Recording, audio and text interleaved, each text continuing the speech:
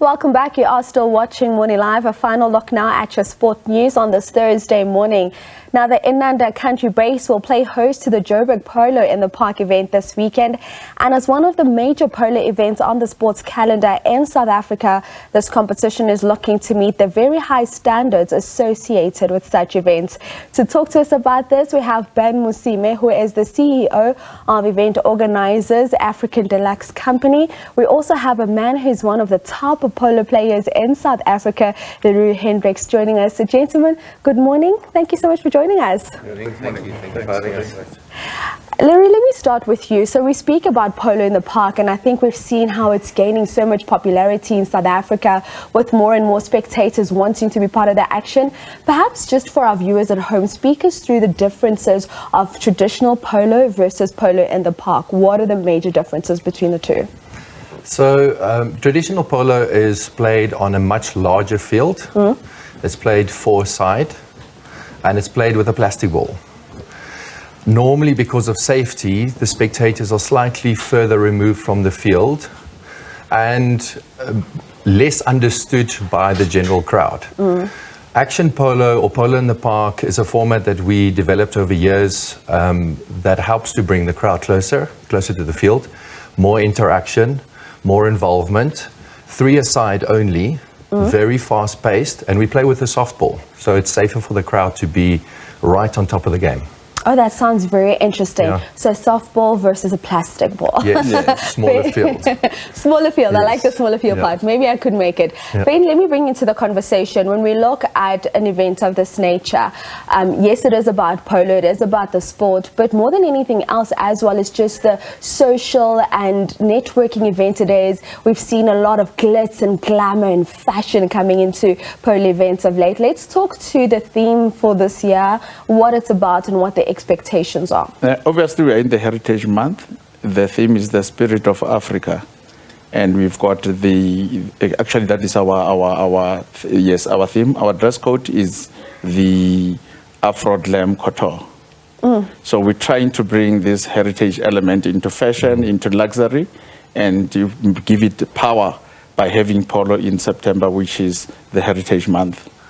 I love that. So it's African heritage, Afro-Glam Couture. Afro-Glam Couture. We can call it that. Yes. Leroux, in terms of just the action on the field of play, what teams are going to be playing this weekend, and what can we expect from them from a competitive point of view? So our first game, which is our curtain raising game that opens our event, is played between a team called Inanda Renegades, which is a Sandton-based team from Inanda and Sandton.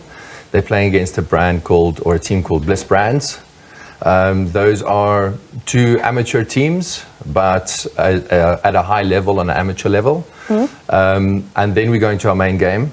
Our main game is top 6 players in the country, which will be very exciting to watch. That will be played against Standard Bank, against Radio 2000, our two main sponsors in that category. So I think it's going to be very exciting, thrilling. The pitch is looking amazing. Because we play on grass versus a lot of people playing in sand when they play in this format, that makes the game even faster. So I think it's going to be very exciting. We've got the top players here. The horses have been prepped. The weather is looking fantastic. We've been blessed with warm weather the last few weeks, which has helped a lot with preparations. So yeah, we're very excited. And it sounds really, really exciting. Let me perhaps put you on the spot. You spoke about the curtain raiser, amateur teams. We spoke about the main one. Where do you think it's going on the day? That's always very hard. So the main teams are very evenly matched. So we have handicaps as players, and we make sure that we match the teams evenly in terms of handicap. Horse-wise, we don't know what the other teams are riding and how they're doing with their horse preparations. So handicap-wise, we evenly matched. Profiles-wise, we evenly matched. So it's the best man that's going to win. The one that makes the least mistakes on the day, and the one that gets the better bounce of the ball.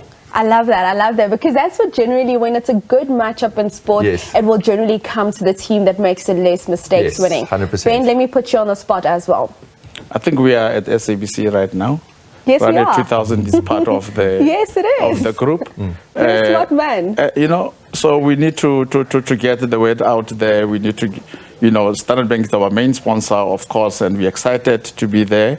They're giving 15% off on the Standard Bank card holders.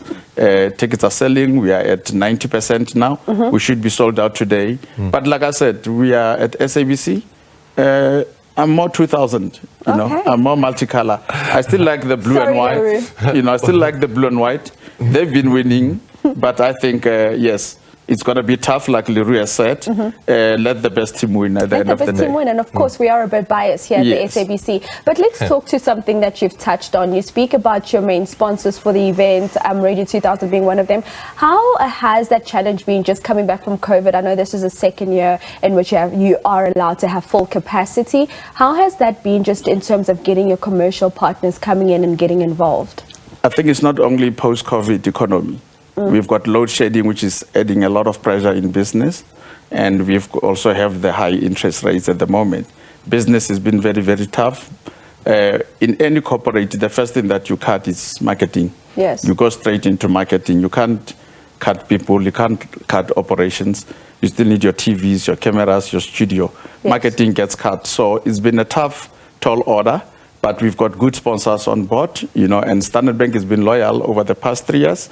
We're looking forward to the next 3 years, and we think that, working together, and us as C-Squared and African Deluxe, we've invested a lot over the past 20 years on event infrastructure. So most of the infrastructure that you're going to see there, the black marquee, the double-story marquee, big 20-span, 40-span marquees, generators, air conditioning, is all from in-house. So that also assists in bringing a strong, formidable partnership, and Leroux with the horses and the players and the entertainment. We're going to have the miniature ponies, the big ponies. We're going to have the Arabian horses. We're going to have the Frisian horses doing an exhibition during the divots stomping. So it's going to be something nice. We don't show what's happening at the back in terms of numbers, but we ensure that we give an experience for the day and luxury, networking, and entertainment. People must socialize. The social cohesion element is one of the most difficult things. You do a music festival, you don't get black and white together. With polo, traditionally it's been a white sport, and we've seen a lot of black supporters or revelers being active and, going all out and preparing their Afro-Glam couture. And we love that because we are, after all, the Rainbow Nation. Leroux, just as I wrap up with you, perhaps just talk to us about the state of polo in South Africa. When we look at the development structures, what does it look like for us as a nation? And perhaps also just where we are when you want to look at comparison in terms of some of the best polo teams in the world, the likes of your Argentina. South Africa... Let's start with Argentina. So Argentina has been the leading country of polo in the world for many years, and I think they will remain so. We rank about 4th or 5th in the world.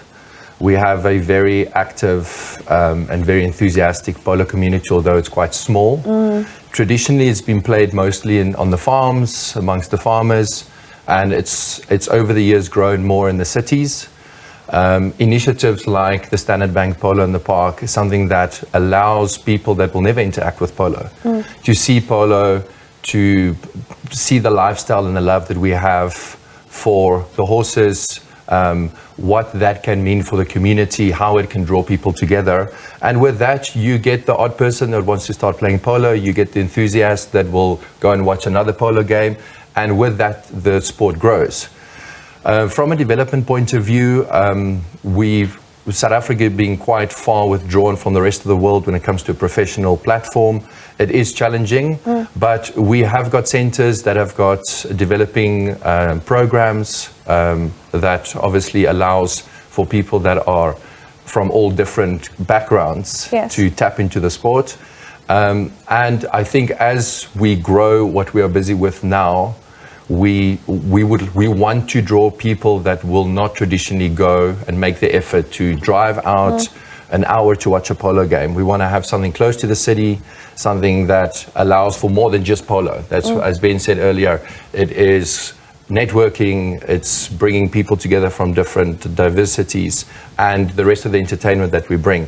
With that, a mindset, the love for the sport, the association, we're hoping to draw new people and different people in. and through that you will have new polo players born.